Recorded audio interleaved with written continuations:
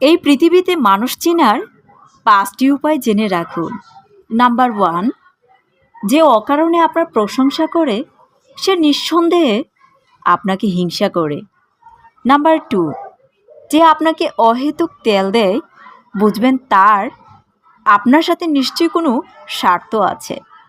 Number 3, যে মানুষ কথা বলার সময় বারবার ঢোক গেলে বুঝবেন সে কিছু একটা আড়াল করছে। নাম্বার 4, যে মানুষ কথা বলার সময় আপনার চোখের দিকে না তাকিয়ে অন্যদিকে তাকিয়ে কথা বলে তাহলে বুঝে নেবেন সে মিথ্যা বলছে।